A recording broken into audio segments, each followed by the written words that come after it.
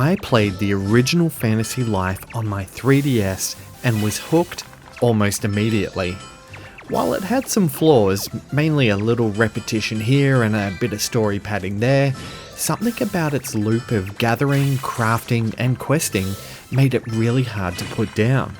So when Fantasy Life I, The Girl Who Steals Time was announced, I was so excited to hear about Level 5 returning to this world after so many years, as it felt like a chance to recapture something special. What's it like? Craft your sword, cook some supplies, and get a job as we review Fantasy Life I, The Girl Who Steals Time on Nintendo Switch.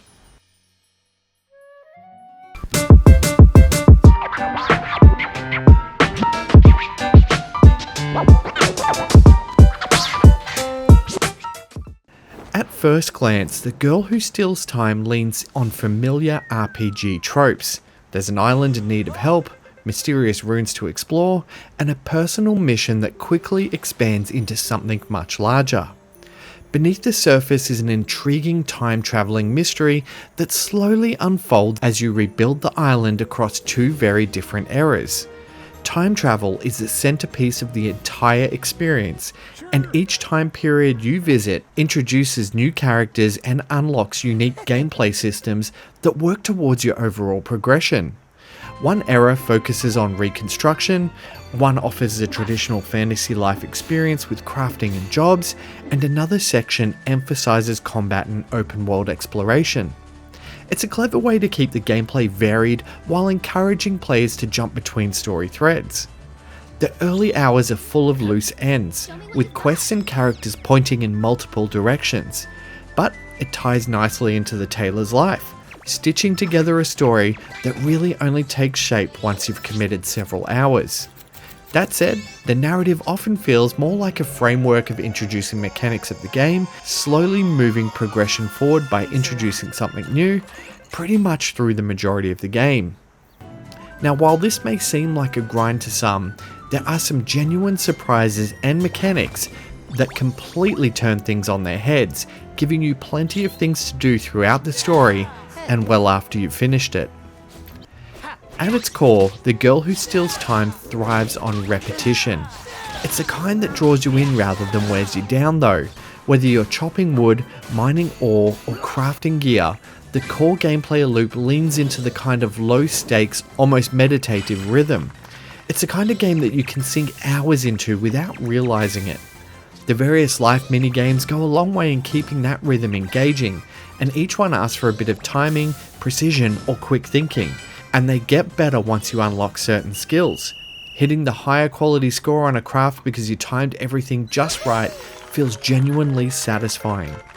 It can turn what could be a mindless task into something closer to a mini challenge run, one where your upgrades and understanding of the system really just start to shine. There's no shortage of choice when it comes to the lives in The Girl Who Steals Time. Just like the original, this game gives you a wide selection of roles to play. They all fall neatly into three core archetypes: gathering, crafting, and combat. Rather than existing in isolation, these roles all feed into each other in satisfying ways. The ore you mine can be forged into weapons, while the fish you catch go towards your cooking life, and it's a loop that makes every progression feel useful and like a piece of something larger. One of the most welcome changes this time around is just how easy it can be to switch between lives. There's no trip back to town or lengthy cutscenes required.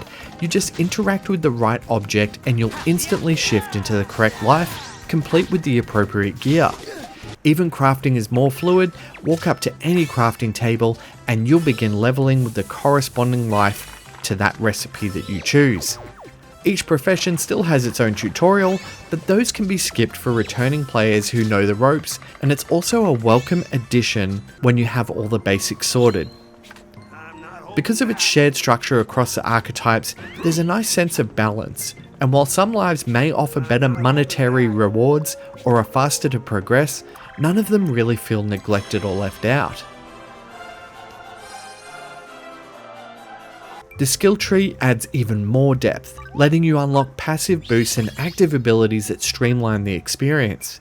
When I unlocked the power up that lets you smash ore more efficiently while mining, it changed everything, because what was once a tedious and slow process of chipping away suddenly became one of my favourite loops in the game. My personal go-to combination was mining and blacksmithing, because there's something about mining rare materials and turning them into weapons that just never gets old.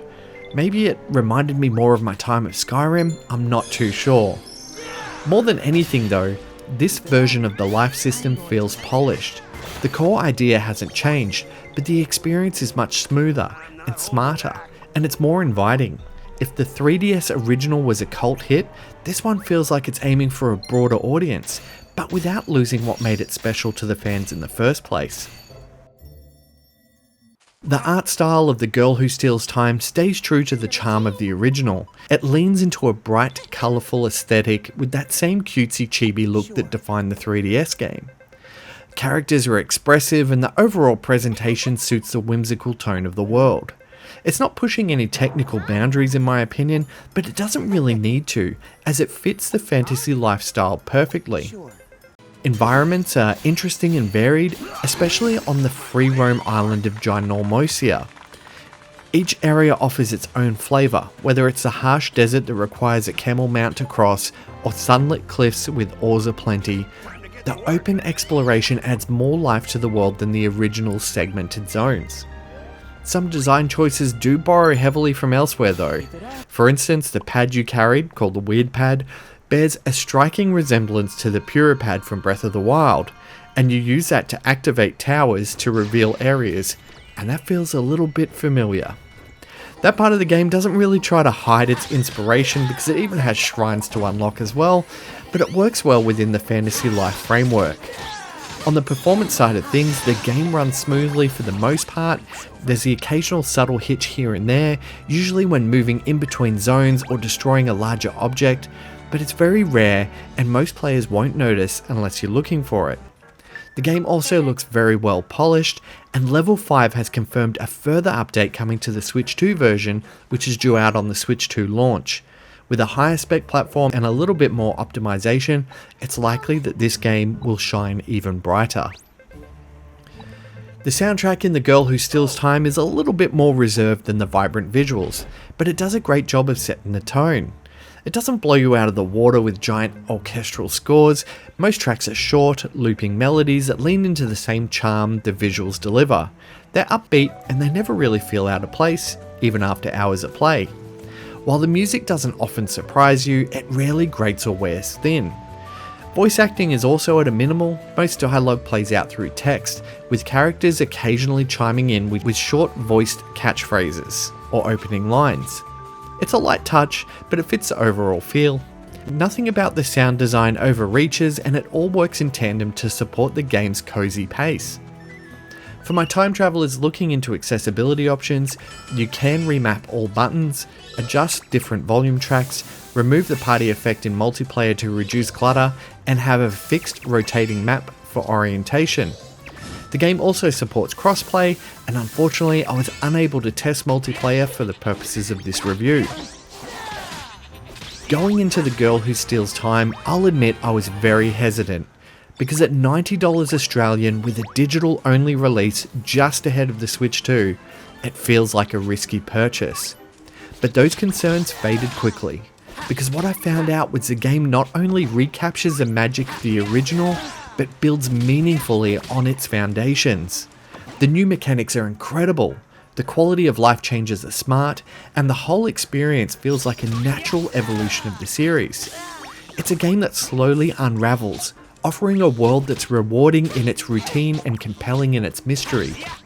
For returning fans, it's familiar while adding something new, and for newcomers, it's a chance to fall in love with a genre-blending adventure that invites you to live at your own pace. Either way, my time with this game hasn't been stolen, instead, well spent. So, what's it like? Fantasy Life I, The Girl Who Steals Time is like Dragon Quest Builders 2, crossed with echoes of wisdom.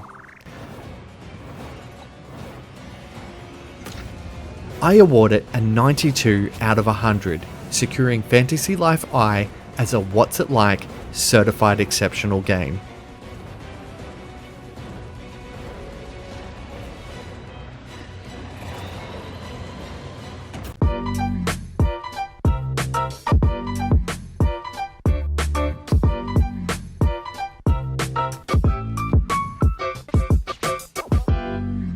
Thanks so much for watching my video.